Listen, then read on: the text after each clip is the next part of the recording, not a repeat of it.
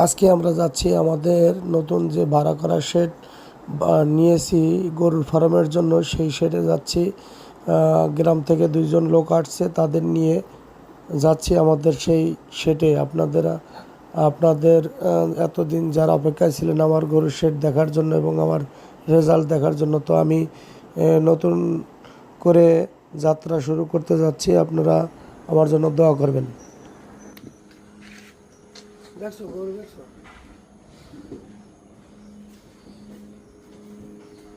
এই গরু পড়ছে কত করে গরু?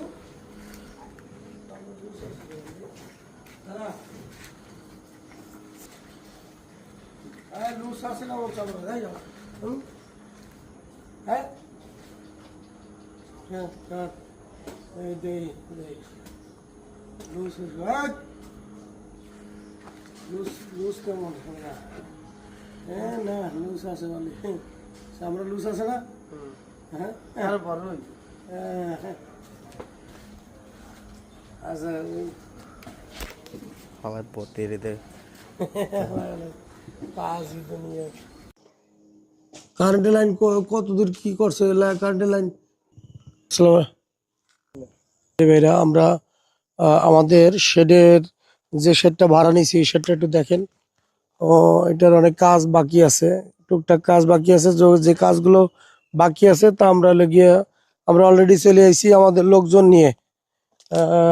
দেখেন আমাদের বিছনা বাডিং নিয়ে আমরা সবাই চলে আসছি। আর ড্রাম আনছি আপাতত কয়টা? তিনটা। ঘরে কারেন্টের লাইন নাই, ঘরে কারেন্টের ব্যবস্থা করা লাগবে। ঘরটা আপাতত এই আচ্ছা কারেন্টের ব্যবস্থা করব। তারপর বেশি বাড়াবো না, আমরা কার্যক্রম আল্লাহর রহমতে শুরু করতেছি। আপনারা দোয়া করবেন। গরুর ফার্ম, গরু উঠাবো খুব শীঘ্রই। আর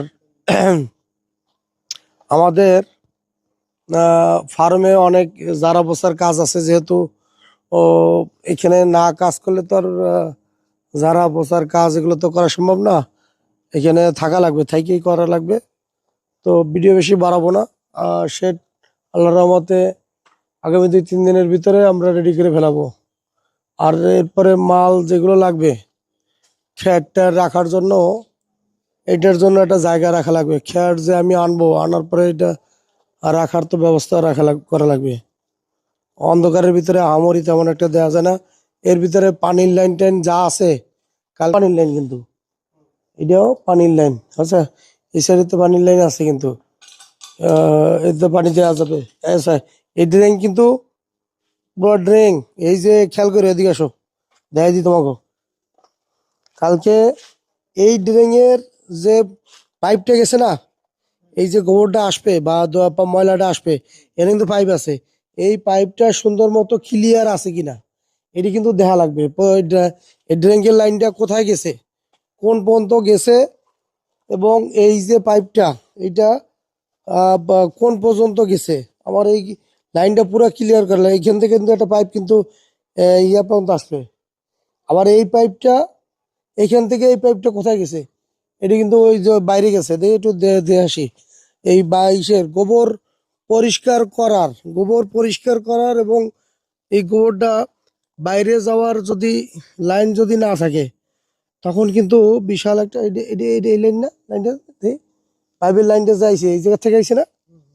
হ্যাঁ আচ্ছা যাক, এই লাইনগুলো আগে ক্লিয়ার করা লাগবে। এই লাইনগুলো আগে ক্লিয়ার করলে আমার এই যে তারপরে যে ময়লাগুলো যদি ইয়া না হয়, সঠিকভাবে যাইতে না পারে, তাহলে কিন্তু বিপদে পড়া লাগবে।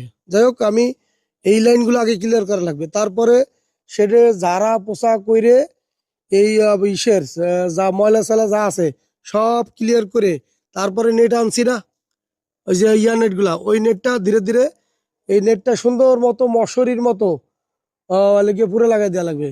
ওই যে উপরে যে ফাঁক আছে, মই একটা লাগায় পুরা ফাঁকের মশা যদি যায়, ভিতরে যদি মশা যায়, তাহলে কিন্তু প্রথম ধাপের এই মশা যদি যায় ভিতরে, শেডের ভিতরে, তাহলে কিন্তু খুরা রোগে অ্যাটাক করতে বেশি সময় লাগবে না। খুরা রোগ কিন্তু আমার শেডের ভিতরে হবে, বুঝতে পারছো?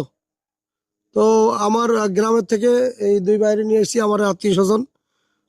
দুজন, আমার একজন হচ্ছে ফুয়াতো ভাই আর তার বোনাও আর কি, দুজন আমার আত্মীয়ই আর কি।